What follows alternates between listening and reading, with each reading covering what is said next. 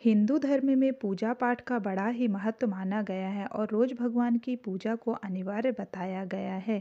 लोग इसका पालन भी करते हैं, लेकिन कई बार देखा गया है कि कुछ लोग हमेशा इस बात की शिकायत करते हैं कि वो पूजा तो कर रहे हैं, लेकिन उन्हें पूजा का फल नहीं मिल रहा है। दिन रात भगवान के नाम को भजते हैं, लेकिन भगवान उनकी प्रार्थना नहीं सुन रहे हैं।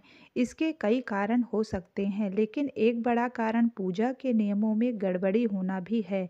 लोग जाने अनजाने में भगवान को कुछ ऐसा चढ़ा देते हैं जो उन्हें प्रिय नहीं होता। ऐसे में हो सकता है कि भगवान नाराज हो जाएं और पूजा का फल ना मिले। इसलिए हम आपको बताने जा रहे हैं कि पूजा पाठ करते समय आपको किन बातों का विशेष ख्याल रखना चाहिए। पूजा पाठ के समय गुग्ल युक्त धूप बत्ती का प्रयोग करें। गुग्ल घर के वातावरण को शुद्ध और घर से नकारात्मक ऊर्जा या बुरे दोष को दूर करती है। पूजा के दौरान उबासी आना। पूजा करते समय यदि आपको बार बार उबासी आती है तो यह भी अच्छा नहीं है। यह इस बात का इशारा है कि आपके अंदर किसी तरह की नेगेटिविटी मौजूद है, लिहाजा आपको अपने विचारों की पवित्रता पर ध्यान देना चाहिए। भगवान का भजन करना चाहिए ताकि आपके अंदर की नकारात्मकता खत्म हो सके।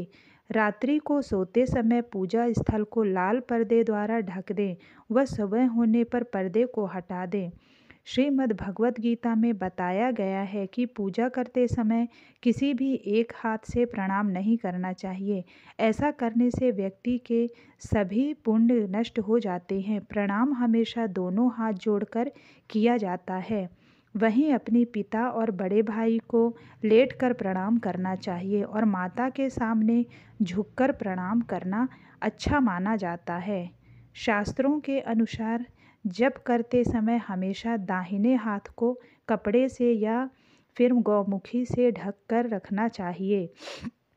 जप के बाद आसन के नीचे की भूमि को स्पर्श कर पूजना चाहिए। साथ ही यह भी ध्यान रखें कि कभी भी कोई वस्तु या फिर दान बायां हाथ से ना दें। इनके लिए हमेशा दाहिने हाथ का प्रयोग ही करना चाहिए।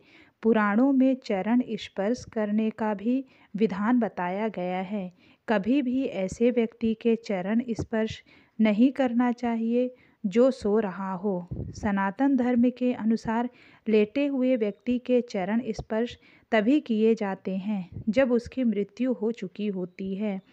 सोते हुए व्यक्ति के पैर छूना पाप करने जैसा सामना माना जाता है। भगवान शिव को हल्दी नहीं चढ़ाना चाहिए और ना ही शंख से जल चढ़ाना चाहिए। पूजन स्थल पर पवित्रता का ध्यान रखें। चप्पल पहनकर कोई मंदिर तक नहीं जाना चाहिए। चमड़े का बेल्ट या पर्स अपने पास रखकर पूजा नहीं करना चाहिए। पूजन स्थल पर कचरा इत्यादि न जमा हो पाए। मंदिर में लगे सूखे हार फूल हटा देना चाहिए। हमेशा भगवान श्री कृष्ण की आराधना से पूजा प्रारंभ करना चाहिए।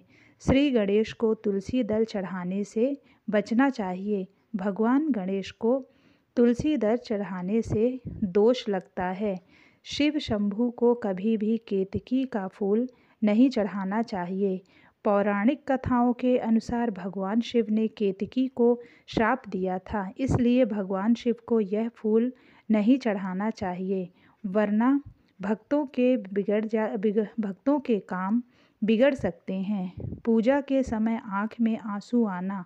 पूजा के दौरान यदि आँख में आंसू आता है तो किसी व्यक्ति की आँख से पूजा के दौरान आंसू आते हैं तो इसका मतलब है कि आपके मन में जो दुख है वह अब जल्द ही समाप्त होने वाला है।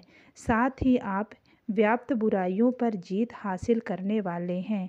तो आप भगवान की पूजा करते समय उन्हें अच्छे से देखें। भगवान की प्रतिमा को स्नान करवाते वक्त सिर्फ उंगलियों का प्रयोग करें।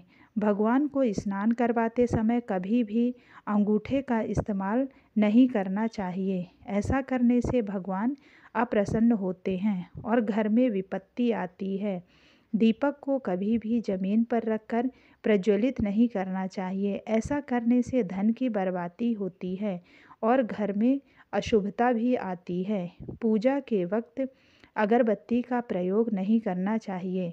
ऐसा इसलिए क्योंकि इसे बाँस की लकड़ियों के साथ बनाया जाता है और बाँस की लकड़ियों का प्रयोग अंतिम संस्कार के समय किया जाता है, इसलिए इसे अशुभ माना गया है।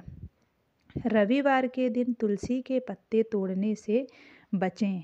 मान्यताओं के अनुसार रविवार के दिन तुलसी के पत्ते तोड़ने से भगवान विष्णु अप्रसन्न हो जाते हैं। भगवान शालिग्राम को कभी चावल अर्पित नहीं करना चाहिए। वास्तुशास्त्र के अनुसार ऐसा करने से दोष लगता है। पूजा करते समय भगवान को फूल चढ़ाना शुभ माना जाता है। कुछ फूल देवी देवताओं को विशेष रूप से प्रिय होते हैं और फूल चढ़ाते समय इस बात का अवश्य ध्यान रखना चाहिए कि दुर्गा माँ को लाल और भगवान विष्णु को पीले रंग के ही फूल चढ़ाने चाहिए। पूजा में कभी भी बासी फूल का उपयोग नहीं करना चाहिए, यह अशुभ माना गया है।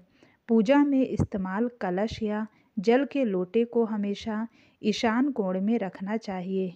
दीपक और कलश को एक दूसरे के बिल्कुल पास कभी ना रखें, वरना इसके दुष्प्रभाव झेलने पड़ सकते हैं।